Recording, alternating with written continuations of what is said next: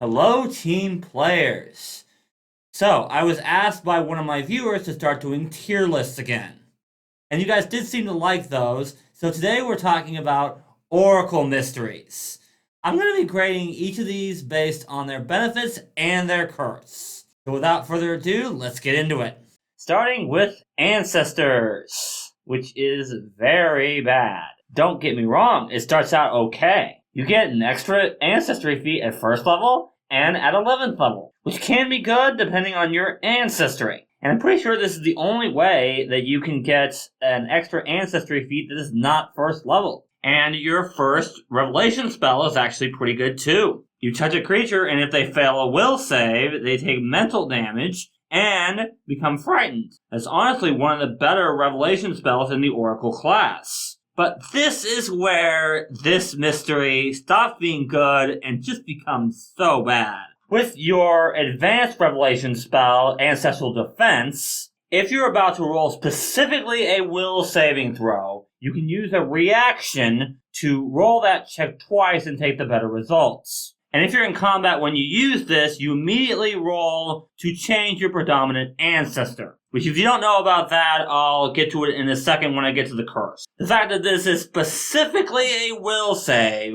which is probably going to be your best save, and that you have to use a reaction to use this, and it only targets you, makes this hardly even worth it. If this was any saving throw, this would be amazing. But nope, specifically will saves. And if you think that's a bad focus spell, wait till I talk about Ancestral Form, the greater revelation spell for this mystery. Again, it starts out great. You gain resistance 10 to all physical damage, except force and weapons with the Ghost Touch property rune. And this resistance is doubled against non-magical and precision damage. In addition, you gain a fly speed equal to your speed, and flying upward doesn't count as difficult terrain for you. In addition, you can float through tiny gaps, but not move through solid objects. This all sounds great, so what's the problem? The last sentence makes this basically useless in combat. While in this form, you can't cast spells, but you can sustain them, activate items, or use any actions with the attack or manipulate traits. Which essentially means you can sit there and sustain spells and use mental skill actions. And that's it. And we haven't even gotten to the curse yet. So let's talk about the curse of Ancient Meddling. With the minor curse, each day you roll a 1d4 to determine your predominant ancestor. If you roll a 1, your ancestor wants you to just attack. Use strikes. If you roll a 2, your ancestor wants you to use skill actions. If you roll a 3, your ancestor wants you to cast spells. Luckily, if you roll a 4, you get to choose what your predominant ancestor. Every time you try to do something other than what your ancestor wants you to do, you need to roll a DC 4 flat check. If you fail, you essentially waste the action. Luckily, if the action would take a minute or longer, then you can overcome the meddling and don't have to roll the check. In combat, when you roll initiative and at the end of each of your turns, you need to roll a d4 to determine your predominant ancestor for that round. But once the encounter ends, you return to the one that you rolled for the day. This essentially means that if you rolled to attack on your last turn, but this turn, the enemy decides to critically hit one of your allies, and you need to heal that ally, well, guess what? You gotta roll that check, and if you fail, you do nothing. You just wasted 2 actions. You don't lose the spell, but still, this is by far one of the worst curses you can ever be under, because it ties your actions in combat to luck. Keep in mind, this is the minor curse, which means 1 focus spell and you're in this. And the moderate and major curse isn't much better. The flat check to do what you want increases, and you gain very minor benefits if you use the action that your ancestor wants you to use. This mystery might as well have the benefits of just the extra ancestry feats and your first revelation spell, because everything else you can get essentially isn't worth the curse. And even the extra ancestry feats aren't even worth the curse, to be honest with you. I really didn't want to give an F to any of these. But after considering carefully, this one does get an F. Its options just aren't worth the curse. Luckily, we get to go from that complete letdown of a curse to one that's actually pretty good. With the Ash Oracle Mystery, you gain resistance equal to half your level to all physical damage. You also gain a +2 bonus on saving throws and DCs against attempts to grapple, shove, or force your movement. And with Ashen Wind, you can target a 10-foot burst within 120 feet. All creatures in the area need to make a Fortitude saving throw. If they fail, they become Sickened 1. If they critically fail, they become Sickened 2. And if you think that's good, let's talk about the Advanced Revelation spell for this. With Incendiary Ashes, you target a 20-foot burst within 120 feet. Creatures in that area must make a Fortitude save against 4d6 slashing damage. This is essentially a basic save, except on a successful saving throw, they gain weakness 3 to fire until the start of their next turn. If they fail or critically fail the saving throw, this weakness lasts for 1 minute. And then we come to Ash Form, the Greater Revelation spell for this mystery. You gain Fast Healing 3 and Resistance 10 to both slashing and piercing damage. You also gain immunity to bleed damage, fall damage, and precision damage. You can move through small gaps as if they were difficult terrain, but not move through solid objects. The downside of this form is that any ability with the air trait that involves blowing or shifting wind, such as a Gust of Wind spell, deals you 1d6 bludgeoning damage per rank of the spell each round you're in the area, in addition to the other effects. However, honestly, those are pretty rare, and at least this form doesn't restrict your actions, unlike the last Greater Revelation spell I talked about. You can still attack, you can still cast spells, you can still use manipulate and attack actions. This is leagues better than Ancestral Form. All this is great, but what about the curse? I do have to factor that into this as well. With the minor version of the Curse of Creeping Ashes, you take a -1 penalty on all Constitution-based checks, which basically is Fortitude saves. Your speed is also reduced by 10 feet. With the moderate curse, you are dazzled, but you gain a 10-foot emanation aura of ash. You and any creatures in this aura are concealed. Also, if you do not move for 1 round, the ash piles up, creating difficult terrain until you move. With the major curse, you and all creatures in your aura of ash gain weakness to fire equal to half your level. In addition, all objects in your aura halve their hardness. This one gets an A. First of all of its benefits are amazing. Resistance to all physical damage is huge. This is not resistance to all physical damage except adamantine. That means even if you're facing something like the adamantine dragon that I covered in this video here, you're still going to have this resistance against its attacks. Its physical ones, anyway. In addition, the +2 against attempts to grapple, shove, or force your movement is huge. Spellcasters definitely do not want to be grappled. And if they're shoving or forcing the movement of a spellcaster, that means they probably want you to go into hazards in the environment, which the benefit of this curse will help with.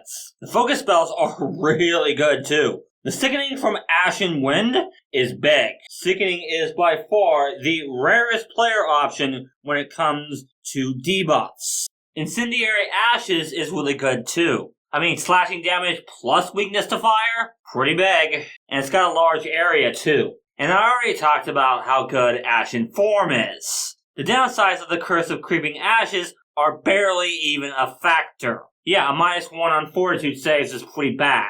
But there are plenty of ways to get around the -10 to speed, such as, being an elf, taking Nimble Elf, and taking Fleets. That's just one of the ways to get around that. The Moderate Curse isn't much of a factor either. You are dazzled, so everything's concealed from you. However, this extremely helps allies that are in your 10-foot emanation aura. as they are concealed from the enemy, but the enemy is not concealed from them. And that's a pretty rare thing because most effects that conceal work both ways. The difficult terrain thing is okay. I mean, that does affect your allies, but if you're all alone, it's a great way to make sure enemies don't get up to you and be able to attack. The major curse can be a detriment if you're running into enemies that have fire damage, as this does hit your allies in your aura as well. But it also affects the enemies in your aura as well, which is another reason for enemies not to come within 10 feet of you. This is an uncommon Oracle mystery, which means you will have to get your GM's permission to use this mystery. But if you can, this is one you definitely want to take. Next we have another great mystery with the Battle Mystery. With this mystery, you choose one weapon group and become trained in all martial weapons of that group. And at 11th level, you become an expert in weapons of that group and trained in advanced weapons of that group. The first revelation spell for this mystery is called Call to Arms. If you're about to roll initiative, you can use a reaction to give all allies in a 20-foot emanation around you a +2 bonus on their initiative rolls. This bonus increases as you level. In addition, these allies also gain temporary hit points equal to this spell's level. These temporary hit points last for 1 minute. This is a fantastic way to start combat, as most of the time, allies are going to be within 20 feet of you, and this gives all of them a better chance of going before the enemies and temporary hit points. This is a revelation spell, so it does advance your curse to minor, but we'll talk about that when we get to it. With Battlefield Persistence, you can use a reaction if you're about to roll a saving throw to get a +2 on that saving throw. In addition, if the saving throw was against an incapacitation effect, you are treated as if you are 2 levels higher. Not only does this spell mitigate the downside of your curse, but it also means even if you're in a boss fight and the boss uses an incapacitation effect, you may be able to resist it anyway, even though the enemy is higher level than you. And finally, for the Greater Revelation spell, we have Heroic Feats. You can spend 2 or 3 actions on this spell. When you cast this spell, you essentially use a fighter feat.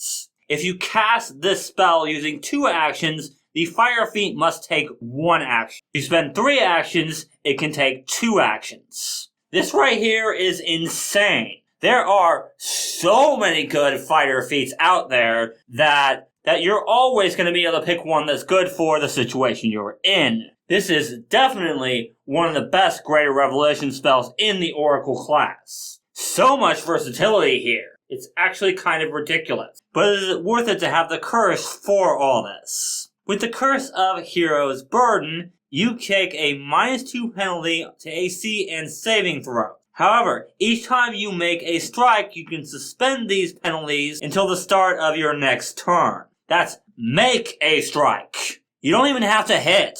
You just have to make a strike to suspend these, which is fantastic.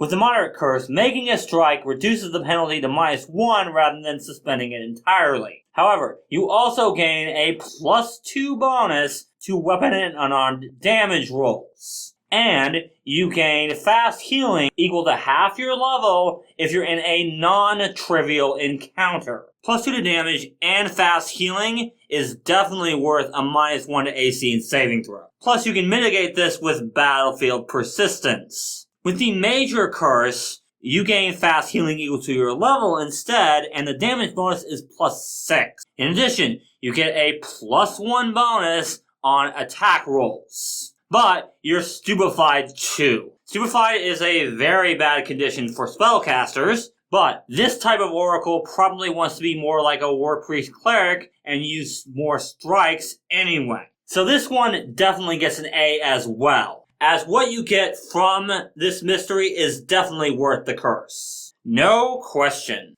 Okay, with the Bones mystery, you can choose each day to gain negative healing, which effectively means you take damage from heal spells and heal from harm spells. If you already have negative healing, then you reduce the DC of your recovery checks by 1. With the Soul Siphon spell, the target must make a Fortitude save against 1d4 negative damage per spell rank. You regain hit points equal to the amount of HP that the target lost, including any drained condition. This is essentially a basic save, except that on a failure, the target is drained 1, and on a critical failure, they are drained 2. Drained is a pretty rare condition for players to be able to inflict on enemies, so getting it on a first level focus spell is pretty darn good, even if you only get it on a failure and a critical failure. With Armor of Bones, you gain resistance 3 to electricity, fire, cold, piercing, and slashing damage. If you're trying to be a tank, this is a great spell to have, especially since it's a one-action spell, and it does keep you up so you can help your team more. This spell would be amazing if it worked on everybody, but sadly, it only works on you. It's a good spell, it's just not as good as it could be. Claim Undead is essentially the Dominate spell, except that it only works on undead creatures. The only difference is that if somebody else is controlling the undead creature, they get the will save. And if you issue obviously self-destructive orders, then the target doesn't act until you issue another command. On a critical failure, the target or the one controlling it only gets a new save if you issue an order that is against its nature. Also, this spell only lasts for 10 minutes, unlike the Dominate spell that lasts for the full day. It makes sense why they had to make it a weaker version, as I do think this spell would be incredibly broken in undead campaigns if it worked like the Dominate spell does, but just for undead. Being able to control enemies and use them against other enemies is pretty big. Great teamwork option here if you're running into a lot of undead. And we've got to talk about the Curse of the Living Death. With the Minor Curse, non-magical effects that would heal you only heal half as much as normal. With the Moderate Curse, you become drained 1, which is cumulative with any other drain conditions you gain. This drain condition can only be removed if you refocus, and any effects that cure the drain condition make you drained 1 instead. But you gain resistance equal to half your level against poison damage. And you get a +4 status bonus on saving throws against diseases, poisons, and death effects. If you roll a success on such a save, you get a critical success instead. And with the Major Curse, you become Wounded 1, which can only be removed by refocusing. Effects that would remove your wounded condition make you Wounded 1 instead. But you get to automatically succeed on recovery checks, and if you roll a critical failure on a saving throw against a poison, disease, or death effect, you get a failure instead. The problem with this mystery isn't that it's bad, it's just way too situational. The benefits of the curse are really good, and the first focus spell you get is decent. The problem is, the mystery benefit only works well if you're in a party that has negative healing. In addition, since Armor of Bones only works on you, it's not a great option. And Claim Undead only works well if you run into a lot of undead creatures, like in an undead campaign. Overall, I gotta give Bones a C. It can be good, but a lot of it depends on your party and what situations you're running into. With the Cosmos Mystery, you gain resistance equal to 2 plus half your level against all physical damage. With the Spray of Stars Revelation spell, the target must make a reflex saving throw against 1d4 fire damage per spell rank. Again, this is essentially a basic save, except that the target is dazzled for 1 round on a successful saving throw, 3 rounds on a failed saving throw, and 1 minute on a critically failed saving throw. Dazzled is a good debuff, it's just not as good as other debuffs this spell could have inflicted on the target. If this frightened enemies, this would be amazing. But nope, just dazzles. With Interstellar Void, the target must make a Fortitude save against 3d6 cold damage when you cast the spell, and each turn you sustain it. Which of course you can sustain it for up to 1 minute. As long as they're taking the damage, they're also fatigued.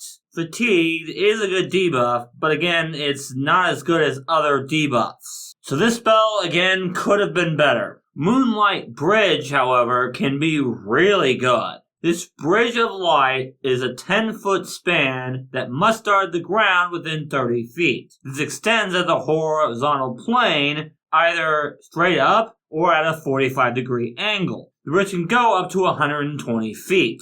You and your allies can cross the bridge normally, but any other creature goes right through it.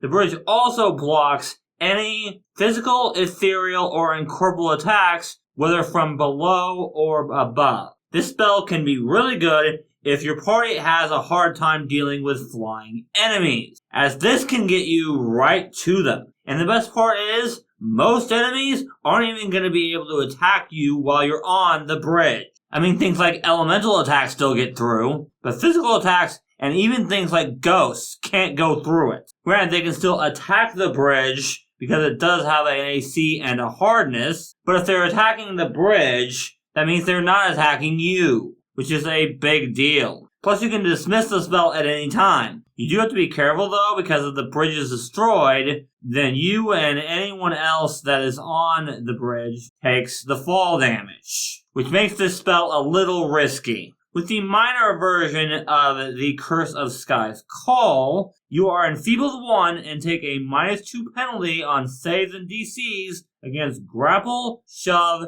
and any forms of forced movements. The enfeebled 1 doesn't matter at all. You're not going to be using your strength if you have this mystery. But that -2 to saves and DCs against grapple and shove attempts is a big deal, especially that grapple check. As a spellcaster, you really don't want to get grappled, and this just makes it easier on the enemy. The Moderate Curse increases these penalties and makes you treated as one size smaller for the purposes of wind effects. But you gain a +2 bonus against trip attempts, you only take half as much damage from falls, and you gain the Powerful Leap and Quick Jump skill feats. You also weigh half as much, and should someone want to carry you, your bulk is half as much as well. With the Major Curse, the penalties increase even further, but you can walk on liquids as if they were solid, gain the Cloud Jump skill feats, and you don't connect with the ground below you. So you don't leave tracks,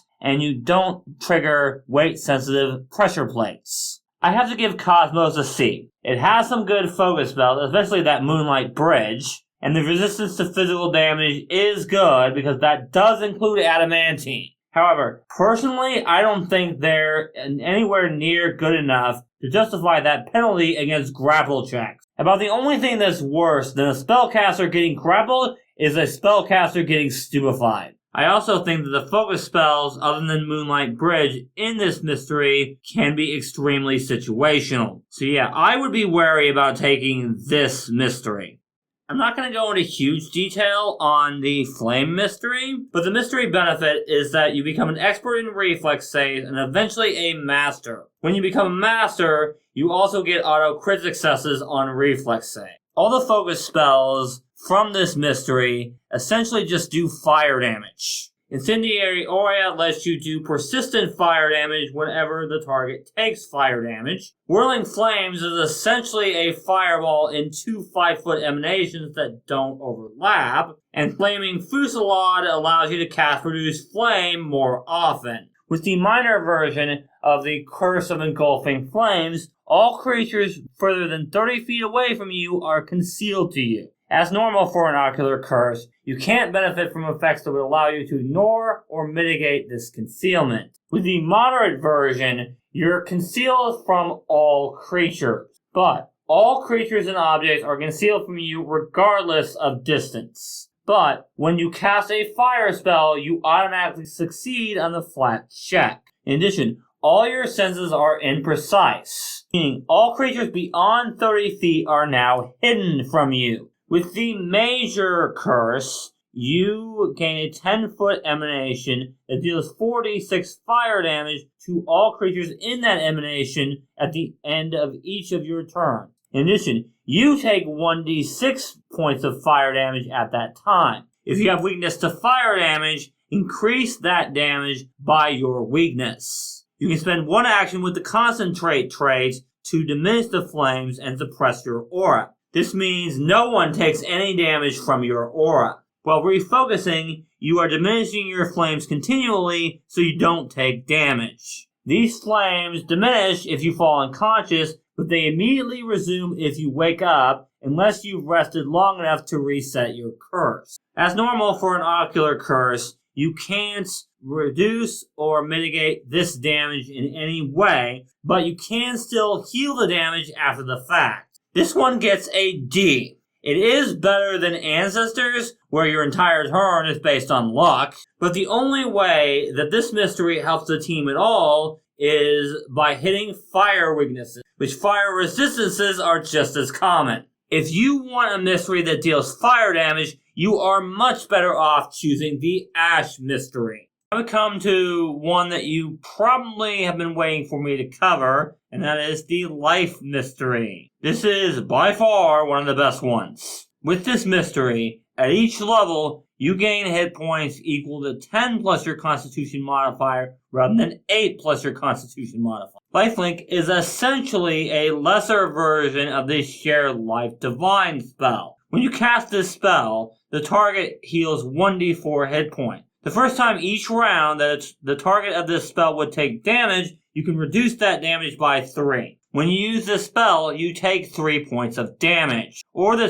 total damage dealt to your ally if less than 3. This damage ignores any immunities and resistances you have. This spell immediately ends if you fall unconscious, and you can dismiss the spell. Hiding this spell allows you to target more creatures, heal more damage, and mitigate more damage. This is a great first level focus spell, as it simply means you're going to take more damage, sure, but you're keeping your allies up, which is a big deal. With Delay Affliction, you heal one target within 30 feet for 3d8 hit points. In addition, you can make a counteract check against one affliction that you know the target has. If you succeed, that affliction is suspended for 1 hour. The target is then immune to this spell for 1 day. You don't need to know the name of the affliction, but you do need to be aware of it.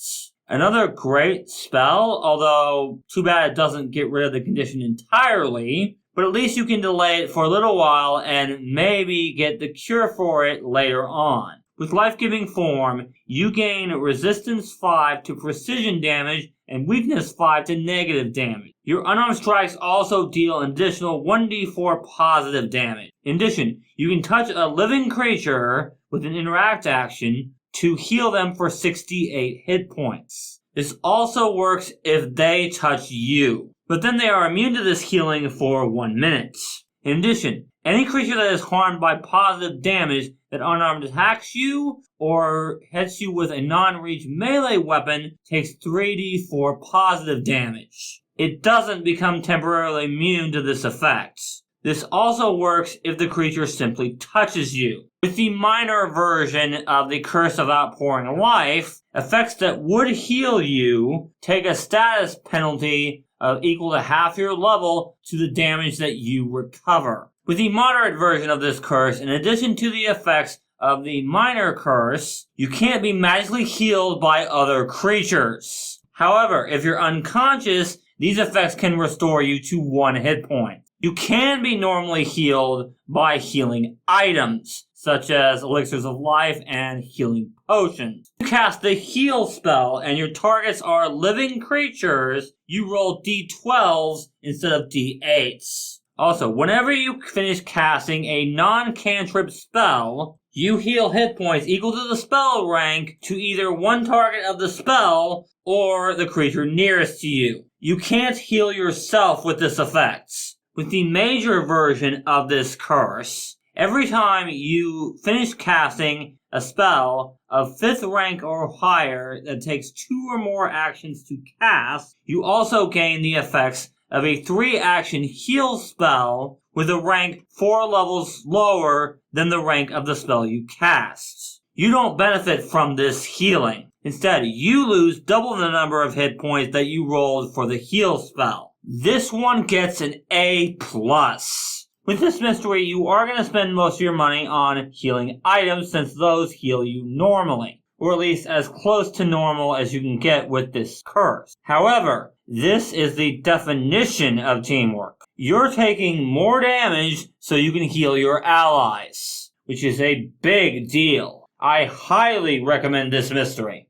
The lore mystery is also a fantastic option. You have one additional spell of each rank in your repertoire. I don't think I have to explain why more spells are good. But if you're unsure, let me know in the comments and I'll explain it to you. But with the Brain Drain spell, you can deal 1d8 mental damage per spell rank to a single creature within 30 feet. If you do, you can choose one skill the target has and use that to make a recall knowledge check. This can be extremely helpful, as not only are you doing damage to the enemy, but their recall knowledge may be higher than yours. In fact, a lot of monsters have higher recall knowledge checks than players do. And if you've been with this channel for a long time, you know how important recall knowledge is. Fantastic spell. To access lore, you can choose one lore skill, and you gain proficiency in that lore skill equal to the amount of proficiency you have in Oracle spellcasting. And Oracles go all the way up to Legendary in their spellcasting. And this allows you to choose any lore skill. Remember that if you use a lore skill, your GM is more than likely going to give you a lower DC. And remember that this is a focus spell, so you can keep using this, which effectively means that you always have a recall knowledge skill that's really high for any situation. And the best part is, this is a one-action spell. Granted, you have to use this spell and then use an action to recall knowledge, but still, that may be worth it to learn more about any topic. And then we come to the greater revelation spell, Dread Secret. Choose one weakness or resistance that you believe a creature has based on recall knowledge or previous experience with such creatures. This spell has no effect if your knowledge is incorrect.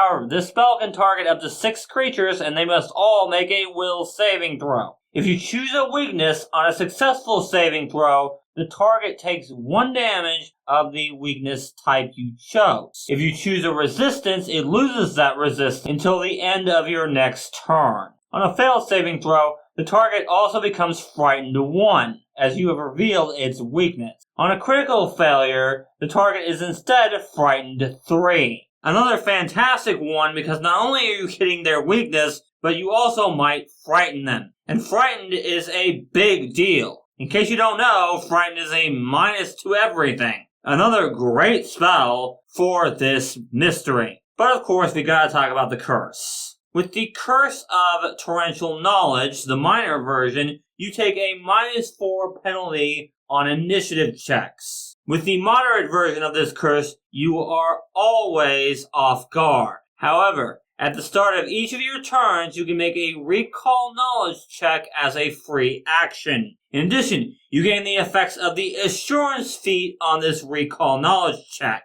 meaning essentially you always get 10 plus your proficiency bonus with the skill you use, with no other bonuses, penalties, or anything like that.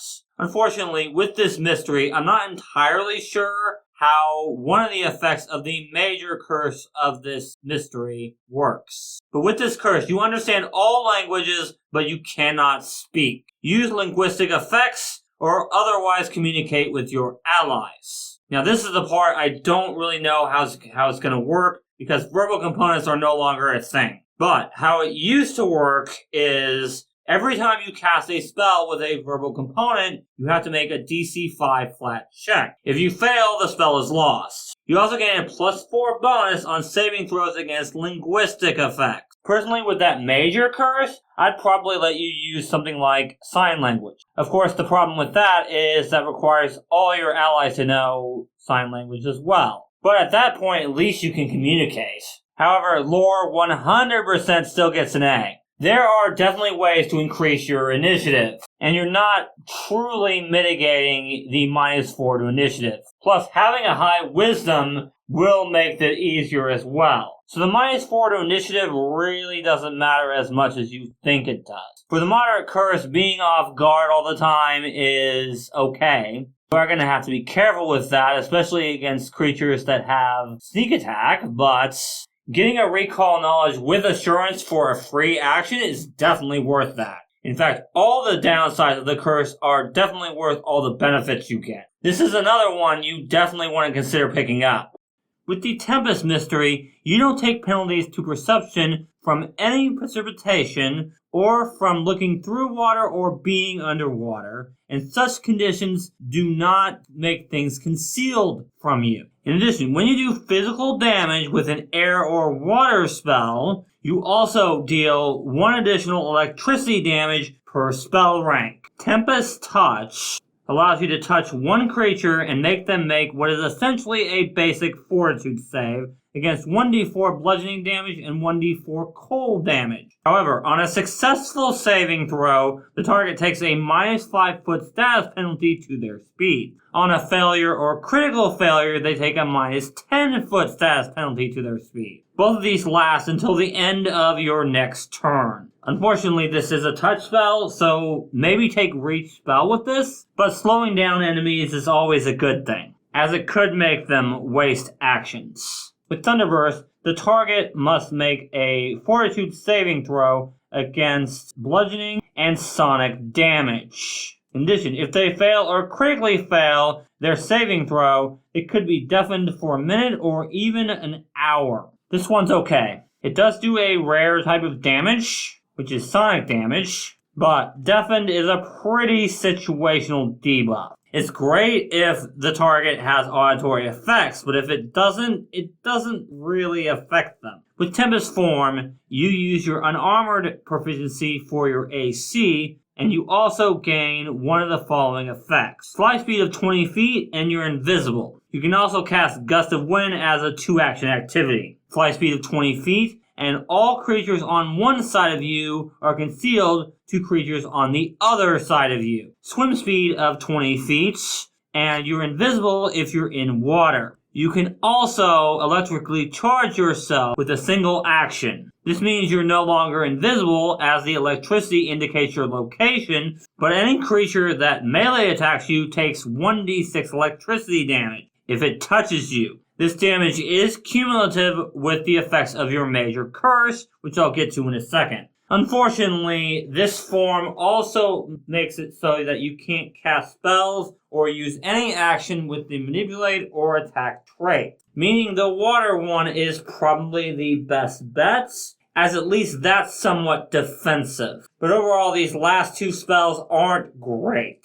With the minor curse for this mystery, you have an aura that puts out small magical fires in the aura. But you gain weakness 2 to electricity damage. And electricity spells that have additional effects if the target is wearing metal treat you as if you were wearing metal. With the moderate version of this curse, your aura increases to a 10-foot emanation. But the whirling winds impose a -2 penalty to ranged attack rolls using physical ammunition that target you or originate from you. Your weakness to electricity increases to 5 or half your level, whichever is greater. But you also gain an equal amount of fire resistance. Electricity damage is actually kind of common. The benefits of this curse are great, but that weakness to electricity is kind of a big deal. With the major curse, your aura is now a 15-foot emanation, and that area is difficult terrain for large or smaller creatures on the ground and for huge or smaller creatures in the air. You aren't affected by this difficult terrain. However, any creature that touches you or damages you with an unarmed attack or a non-reach melee weapon takes 1d6 electricity damage. This doesn't affect creatures you touch. Unfortunately, the major version of this curse means it's very difficult for allies to help you, especially with things like touch spells. However, at least you can help the rest of the party by touching them. Overall, I'm giving Tempest a B. It has good effects and good revelation spells. The problem is that a lot of your curse effects affect allies if they're close to you, which does make it difficult for them to function. At least the moderate and major curses definitely do. And electricity damage is actually kind of common, so that weakness to electricity is going to hurt. And now we come to the last mystery, the time mystery. You gain a status bonus to speed that increases as you level up. In addition, you gain a +1 circumstance bonus to AC against attacks made against you from reactions and free actions while you're moving. You're mostly going to get this bonus from reactions that are triggered by movements, but hey, a +1 to AC from you moving away is pretty darn good, especially for spellcasters like Oracle. Now, let's talk about revelation spells, starting with Temporal Distortion. Roll a d4 to determine which condition this spell applies. On a 1, it's clumsy. On a 2, it's enfeebled. On a 3, it's stupefied. And on a 4, you determine which condition applies to this spell. One creature within 30 feet must make a will saving throw. On a failed saving throw, the target is clumsy 1, enfeebled 1, or stupefied 1, depending on what you rolled for your d4. This lasts for 4 rounds. On a critical failure, the condition's value is 3 and it lasts for 2 rounds. This does require a little bit of luck, but all those conditions will affect the target in some way. And maybe you'll get lucky and get the perfect debuff for whatever you're facing, or roll that 4 and get to choose. With Time Skip, you target one willing creature within 30 feet. The target of this spell is quickened on its next turn, but can only use the extra action to stride, strike, or step. And you can target more than one creature as you heighten this spell. This is a fantastic spell because eventually you can quicken your entire party except yourself, because you can't target yourself with this spell, unfortunately. Everyone having an extra action on a turn is insane, especially on a focus spell. And the best part is the targets of this spell don't even become temporarily immune. So you can keep using this spell as long as you have focus points. Completely nuts. And finally, for the greater revelation spell for this mystery, we have Manifold Lives. This is fantastic to use against other spellcasters, but can be used for other targets as well. One creature within 30 feet must make a will saving throw against 66 mental damage. This is essentially a basic save, except it has a few other effects. On a successful saving throw, the target is stupefied 2 for 1 round. On a failure, the target is stupefied 2 for 1 minute,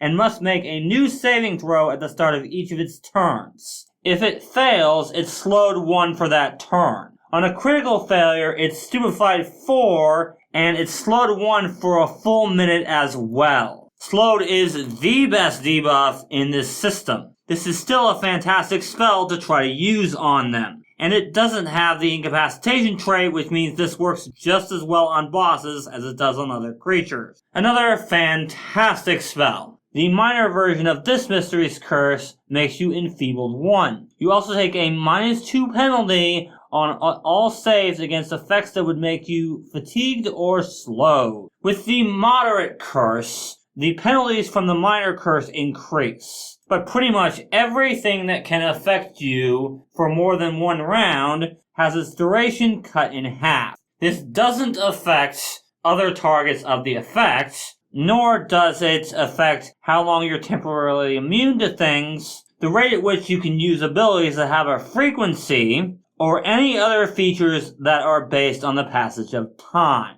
With the major curse, you become slowed 1, and the penalties from your minor curse increase even further. You also gain a +4 status bonus to initiative rolls. And whenever you take a move action, you're concealed while you're moving and until the start of your next turn. You can't use this concealment to hide or sneak. Your bonus to AC against attacks made from reactions or free actions while you're moving increases to +4. This one definitely gets an A. Although taking a penalty on saves against effects that would make you slowed is pretty bad, the enfeebled condition doesn't matter in the slightest. As if you have this mystery, you're not going to be in melee combat, so you're not going to be using your strength. In addition, the effects of the moderate curse apply to both beneficial and negative effects, meaning things like poisons and diseases and curses affect you half as long. which is fantastic for keeping yourself up. The only one that really hurts you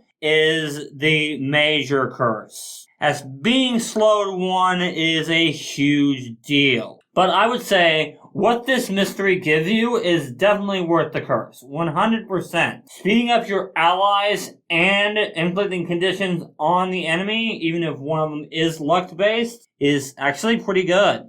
When I first looked at the Oracle, when it first came out way back when, I honestly was not very impressed, as I thought the Oracle from Pathfinder 1e was better. But now that I've actually looked at all the mysteries and the curses that go with them, there are a lot of really good ones. Especially life, lore, time, and battle. There are only a couple that didn't get my seal of approval. Those, of course, being Flames and Ancestors. Those are the only 2 I found that their effects really weren't worth the curse. Bones and Cosmos were okay, but kind of situational. But anyway, if you guys want an actual Oracle build, you can check out this video here. Thank you guys so much for watching, and until next time, teamwork is vital. It helps us solve problems.